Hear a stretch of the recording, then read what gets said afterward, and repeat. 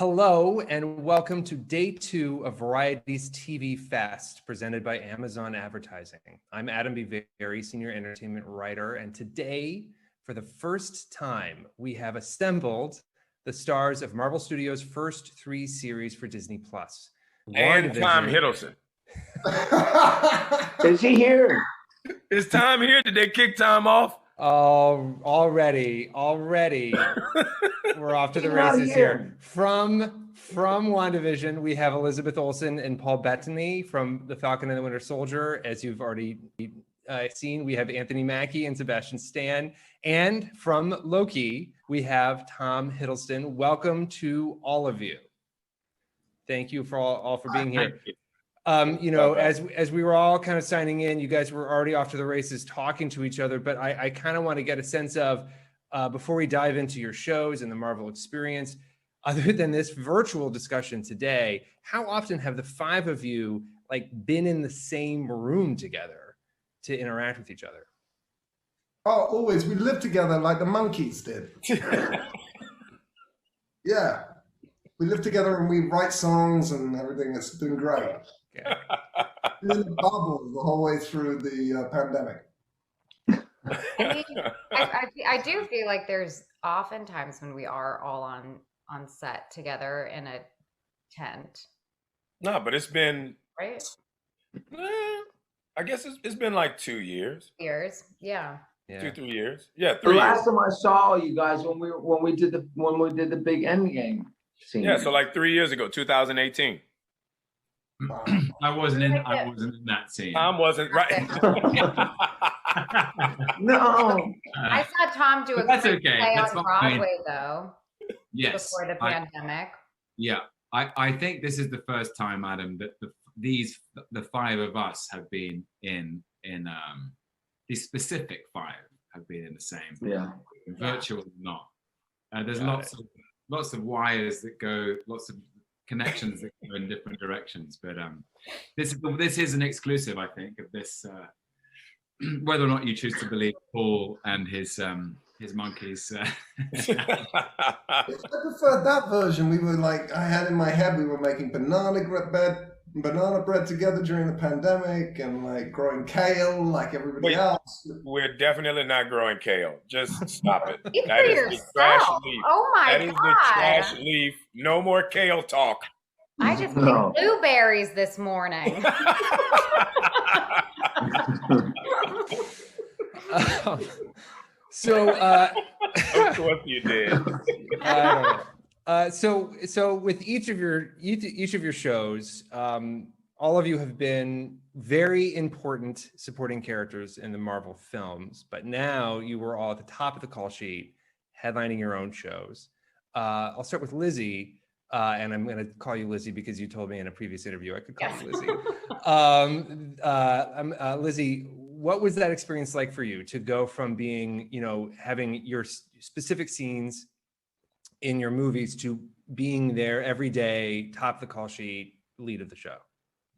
I think the first thought of it was felt intimidating because more specifically that we were moving these larger than life characters onto a television screen, and I think that idea freaked me out. And then once that was the initial feeling, but once I spoke with Jack Schaefer, our showrunner and creator, showrunner. I feel like we did use those proper terms in our sets, but she, head writer Jack, really understood my character and her history, specifically with Paul and her own experience in just all of the Marvel movies. And I, in my brain, just because I was trying to grasp at anything, was creating these inner arcs in between movies just to hold on to something. And she pulled all those thoughts out of my brain and put them on the screen or on the page. And so it was a nice opportunity. Paul and I were actually very excited to lead our show and kind of set a tone of just fun, respect, kindness, and discipline. And I think it made us all, Punctuality. Punctuality. We were a very, very punctual set.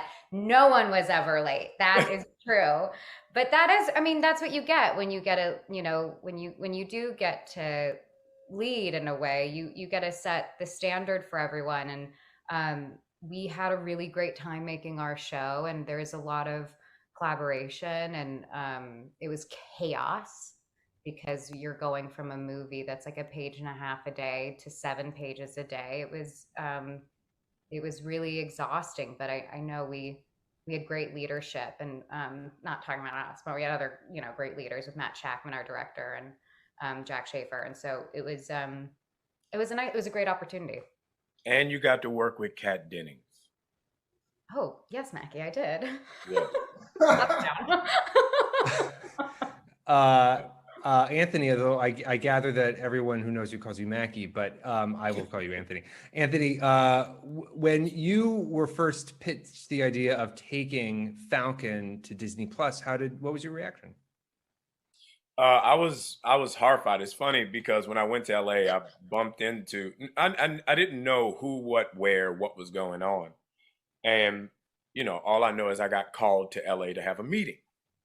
So I walk into the hotel, come in the lobby, and I bump into Sebastian. I'm like, what are you doing here? What are you doing here? He's like, you have a meeting? Yep. You have a meeting? Yep. Okay. So I had an idea of what was cooking, but I didn't think it was going to be a TV show. And, you know, I would say I was very afraid and very disappointed when I heard it was going to be a TV show, because I didn't think that we could take the scope of what we had just done in all these movies and then put it on TV and it would work.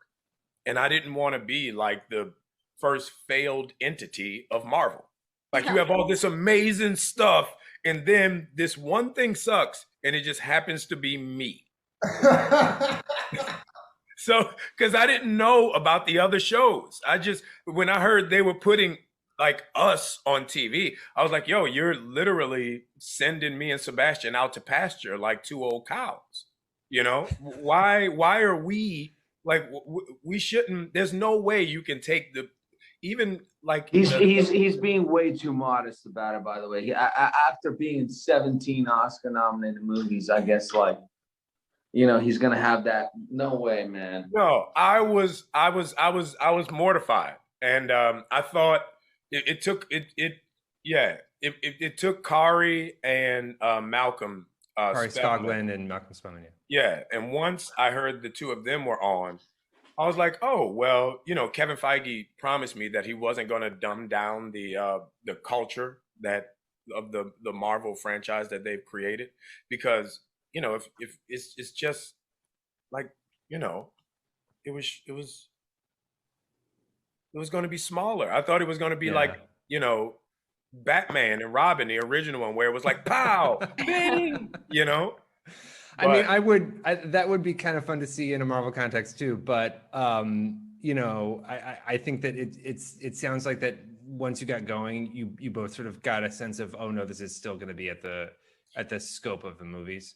Right.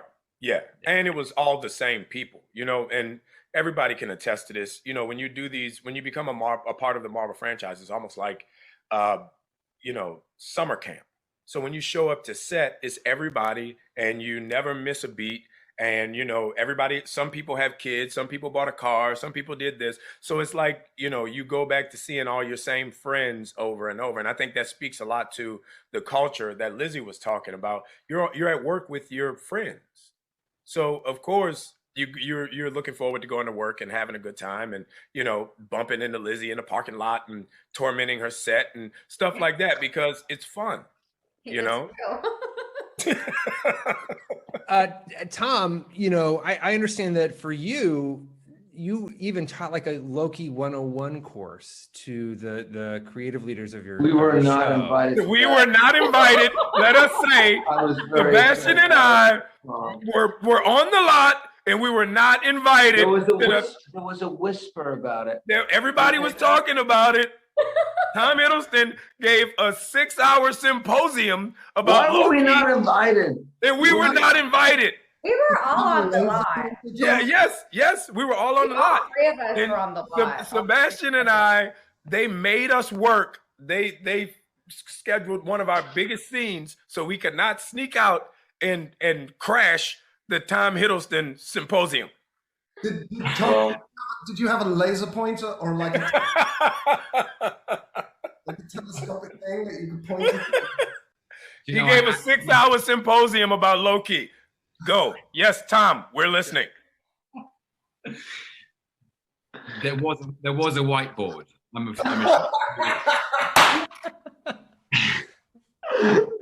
Well, let me go back. Let me go back to the beginning.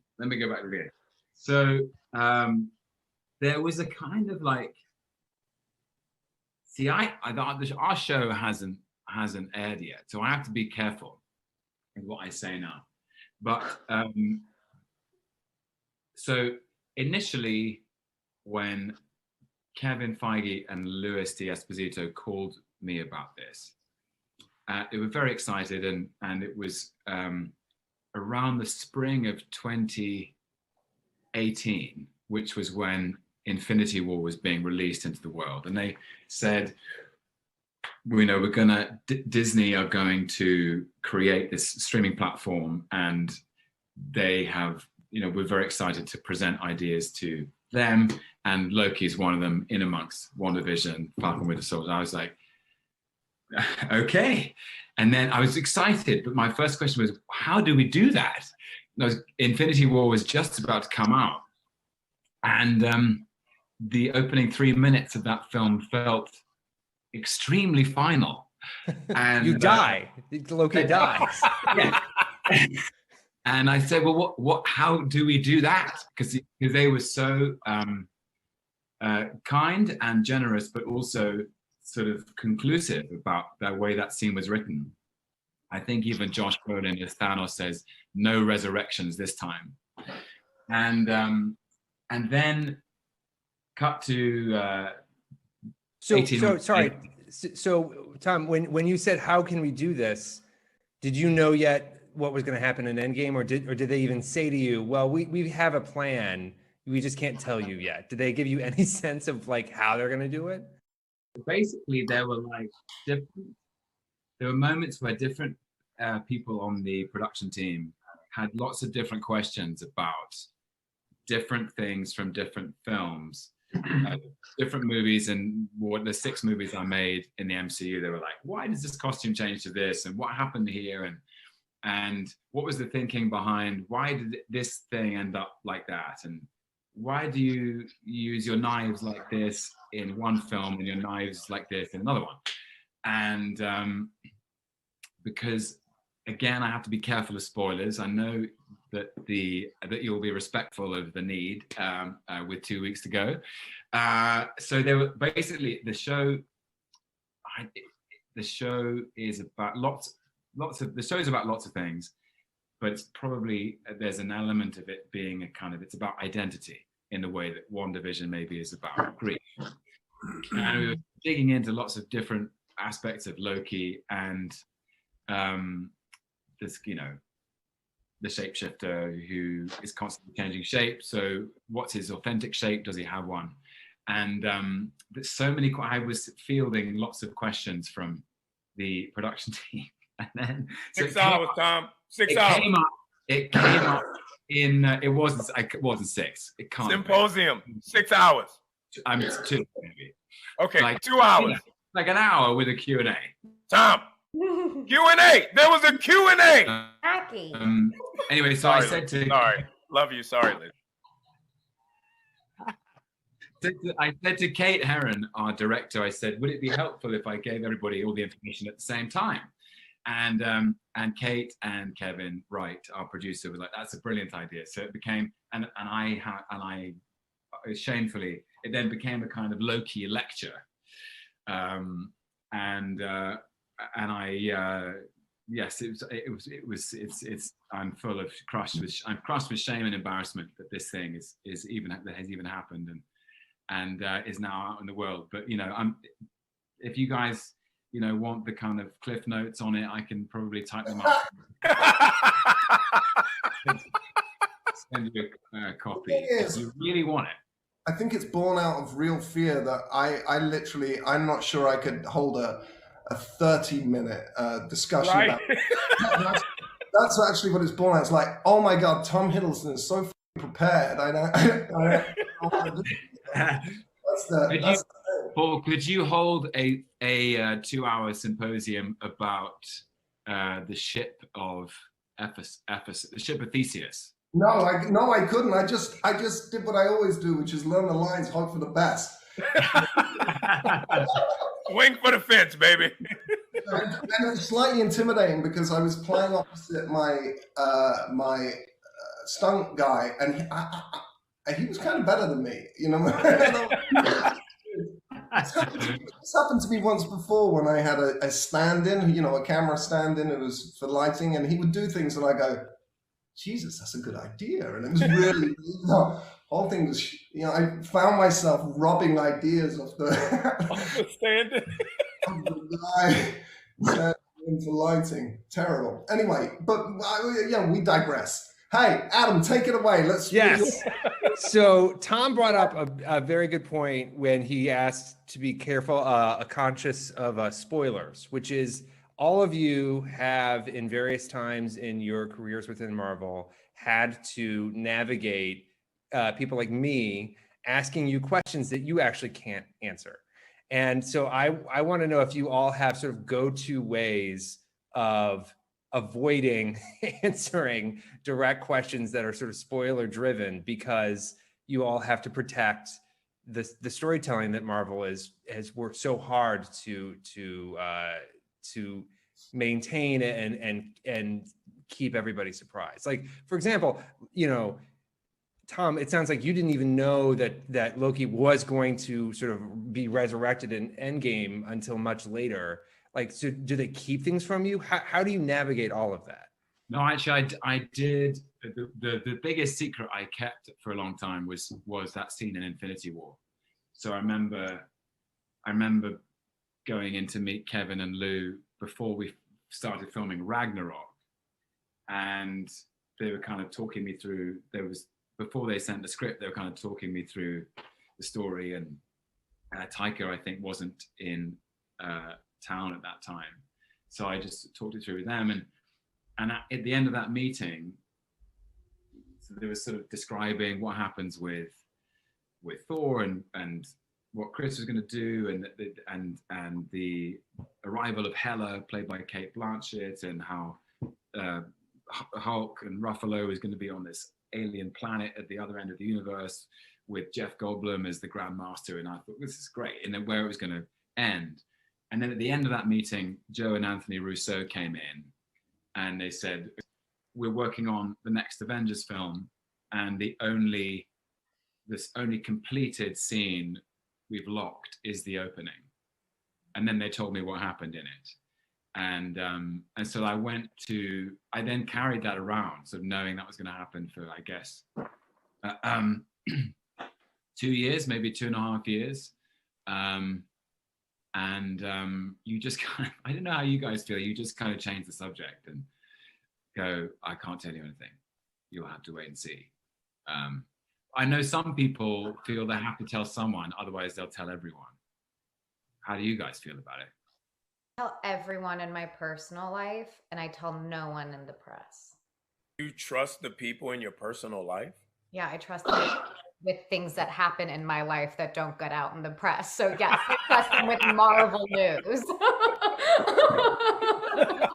God help you if you don't. Jeez.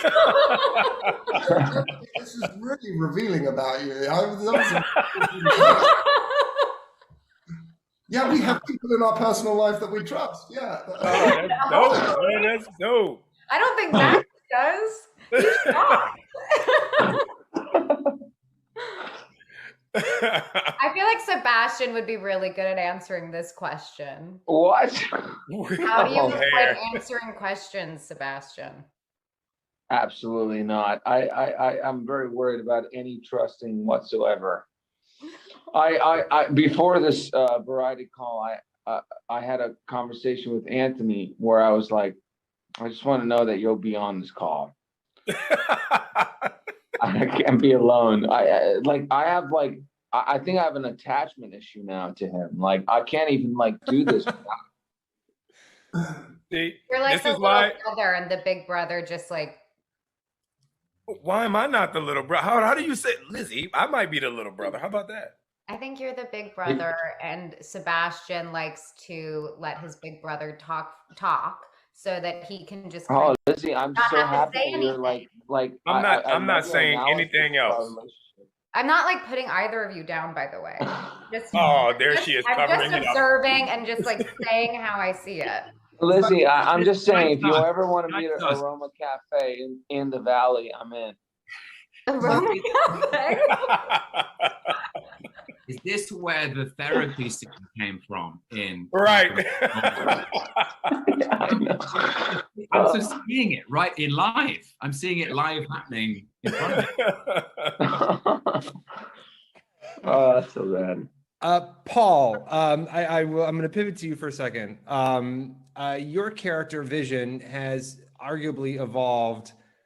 Well, the part that you've played in the MCU has evolved. I don't even know if it's necessarily like really the same character entirely. Yeah, he started off as a desktop. Yeah, he started off as a voice. He started off as a PC. This motherfucker, he started off as a Gateway 700.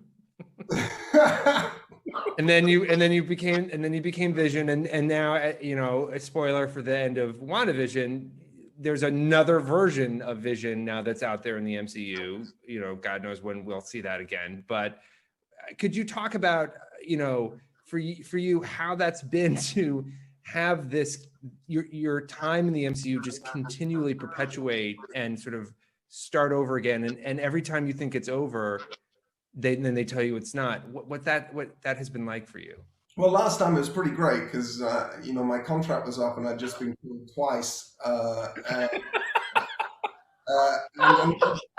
then I got a call from Kevin Feige, and you know, when the boss calls you and your contract's up, I went to my wife and went, I think it's over.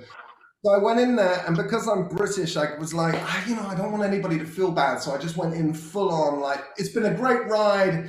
I love you guys. No hard feelings, please. And he looked at me and went, are you quitting? And I went, you're not firing me?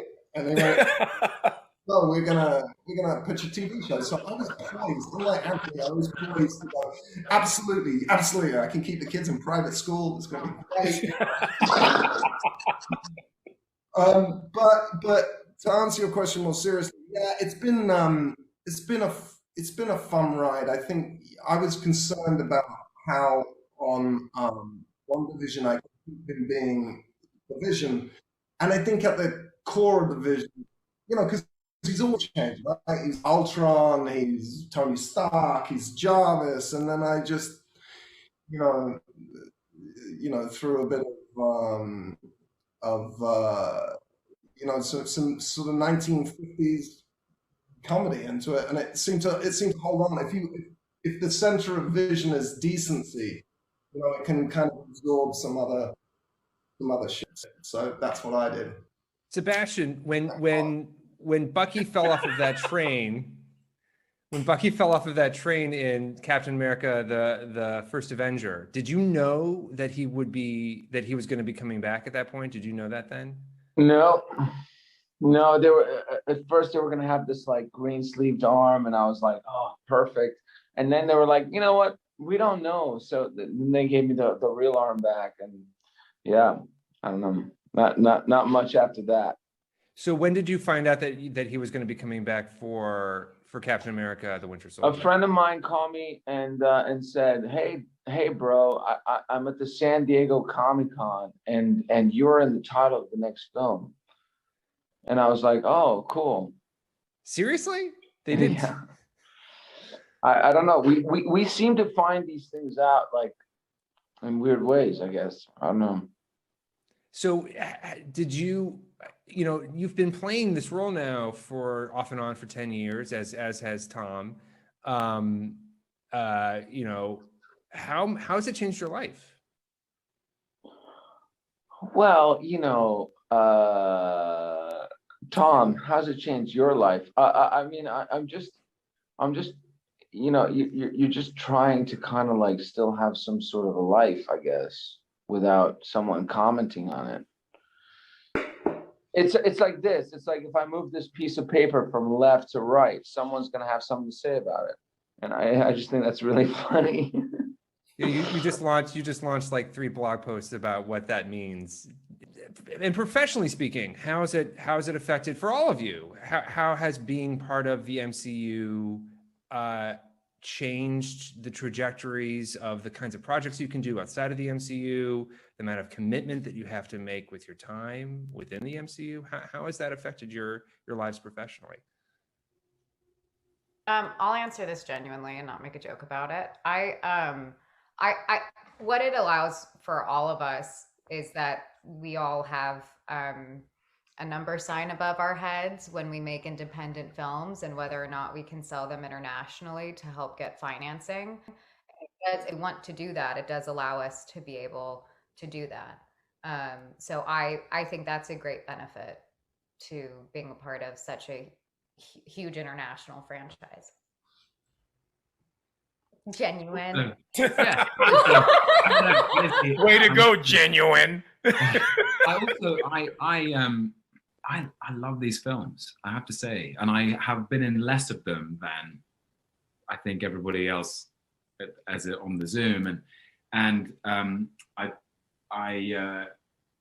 don't want to embarrass you, Paul, with sincerity, but I remember going to see the first Iron Man when I can't remember, I was doing a TV job for the BBC, and I was working abroad and went to the local cinema, and I came back and I was like, that was amazing. That was an amazing movie. And everyone in it did amazing work. And the idea that I would ever get to be in anything like that felt so remote at that time for me. I didn't know how on earth I would be able to get, I thought, wow, this is great. And I was thinking, maybe you do get mad love for Jarvis, but like Jarvis is great. And that's why you've evolved into the Vision, and that's why you're still here.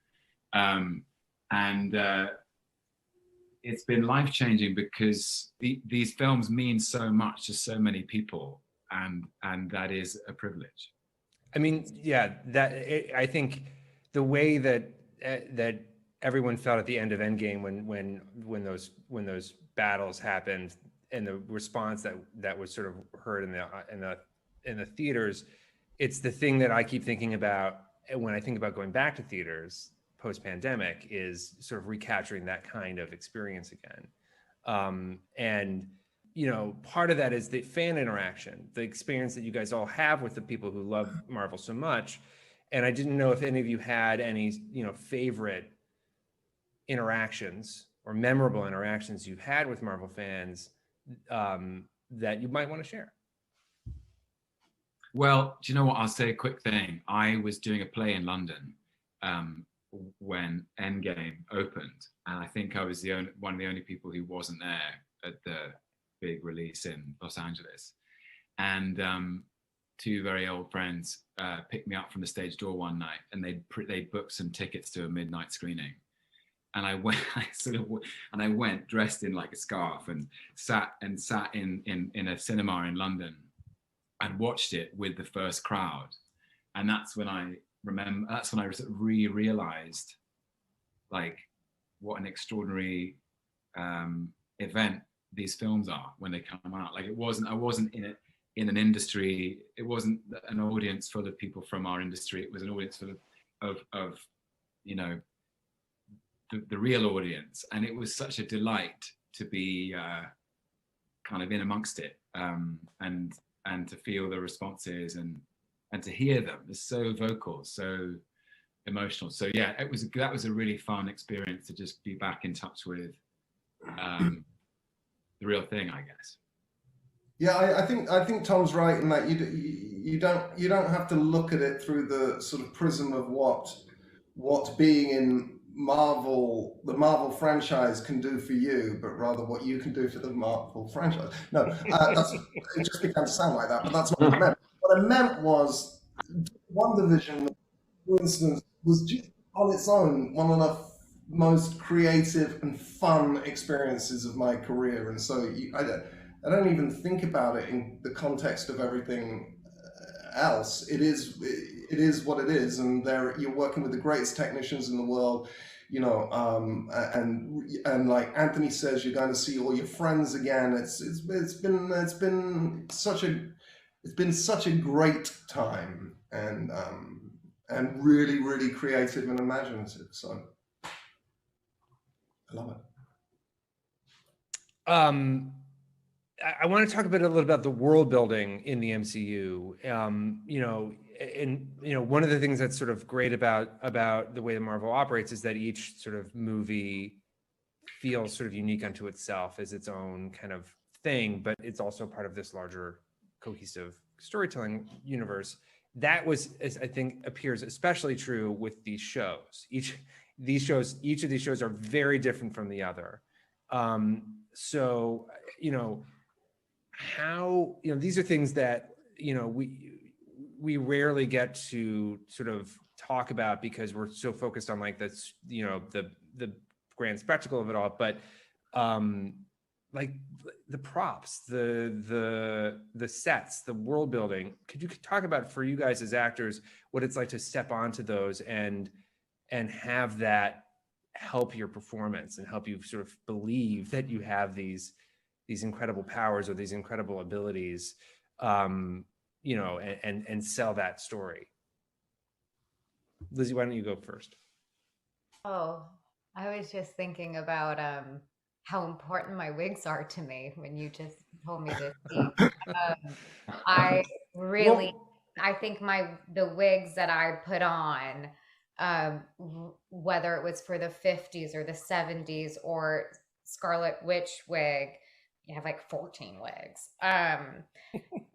It totally puts me in a funny mood, and I love it. And it's something that once I'm out of that chair, I'm like, I feel like I have my invisible cape on.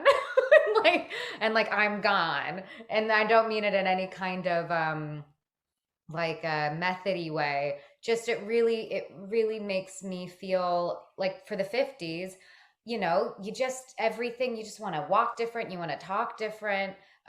We all felt that way in the hair and makeup trailer all the time for doing our stupid vocal warm-ups to get our voices to have the right inflection for these time periods. And so yes, there's that part of the world building. And then with specifically with WandaVision, it was kind of incredible to watch our production design team create this nuclear home that shifted based on whatever reference we were you know, giving an homage to. And whether it was the multicam set of the Dick Van Dyke Show or the Brady Bunch, we had a tree, we had a plant that grew every single episode. Like no one would know, but like we got so much joy knowing that plant was growing every decade. And then in the penultimate episode, it was like dead. It was like a dead tree. And I just love those details, and it really makes us feel like a piece of the fabric of the set. And oh God, not to mention our exteriors and like all the nights our entire crew were doing to paint the picket fences, paint the houses different colors, get different flowers out. I mean, it was really remarkable what Paul and I got to see our crew build. It was really inspiring. And you know, everyone's working so hard, so you need to work that hard. You need to work harder, and everyone's just lifting each other up. It's really you're working with the greatest craftsmen and women, and it's it makes you be better.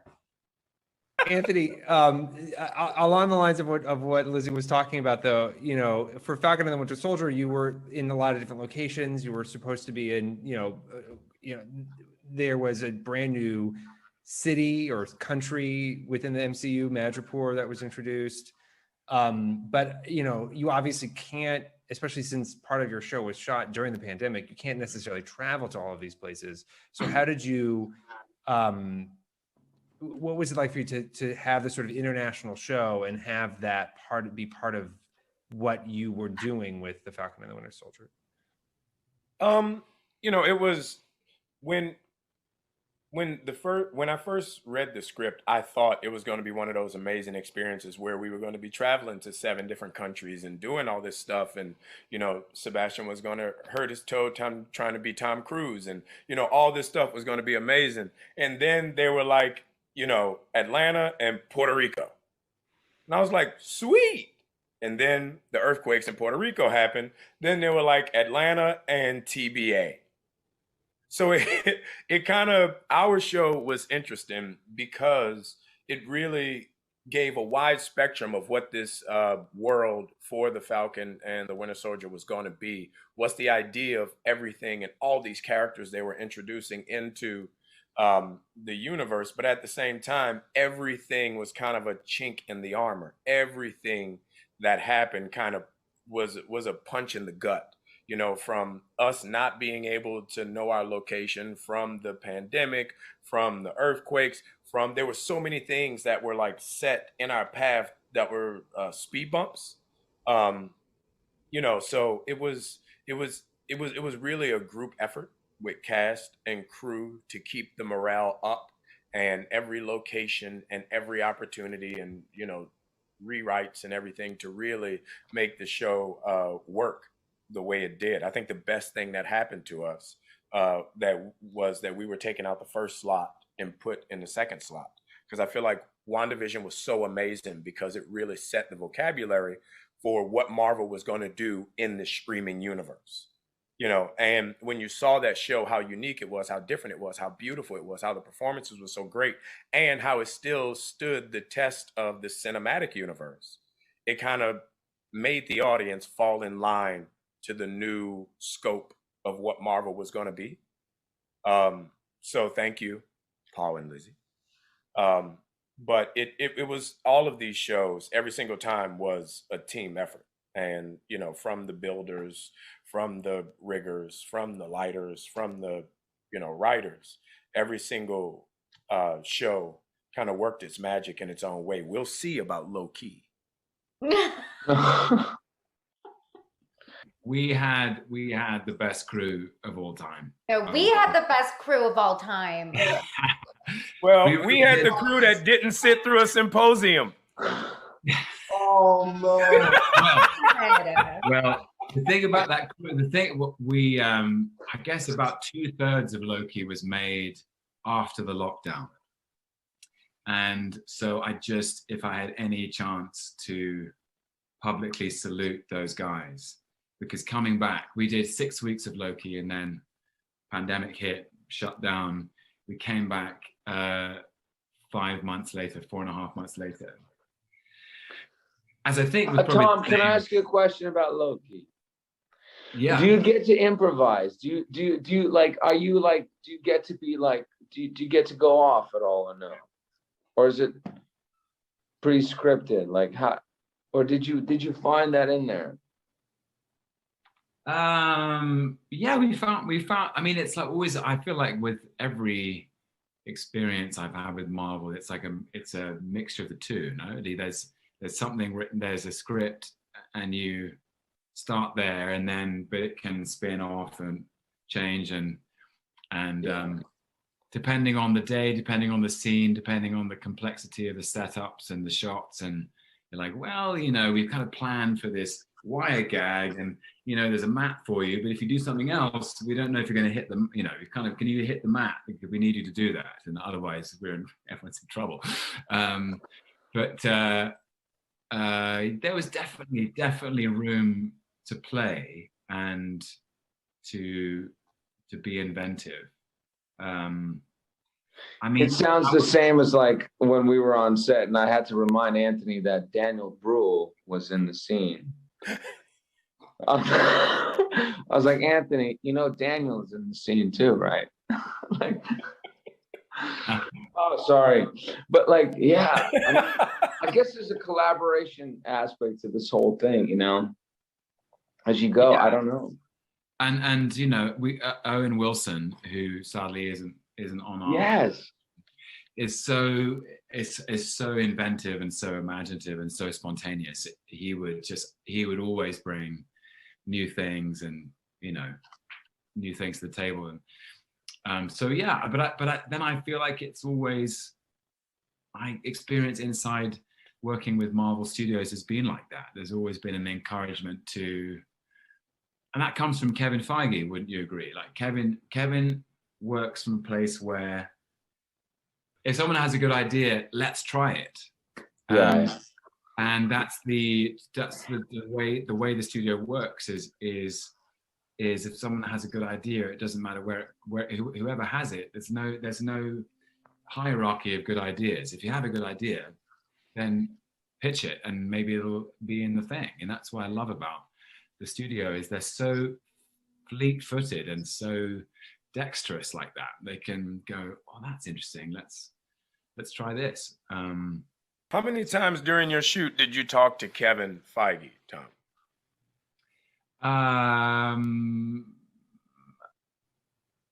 A couple of times. I mean, because of the pandemic, he was in touch about the shutdown, and so about 6. He's only asking because Antony was calling him every Friday night. I'll text him every other day. Okay, maybe once every 2 weeks. It wasn't I'll every text other day. Kevin every other day. I'm sure he did. I'm sure he did. Paul, is that true? I was booking this trip to Greece and I had to know how much I could spend, But that would be amazing if you ask him that, like, Kevin, I'm just on the corner of 6th and 8th, and I'm wondering. I wish we could continue talking, but that's all of the time we have. And this was a truly wonderful, delightful, marvelous conversation. I'm sorry, I regret even saying that. But thank you so much for taking the time to talk with us. And all of your shows are available on Disney Plus. Please check them out.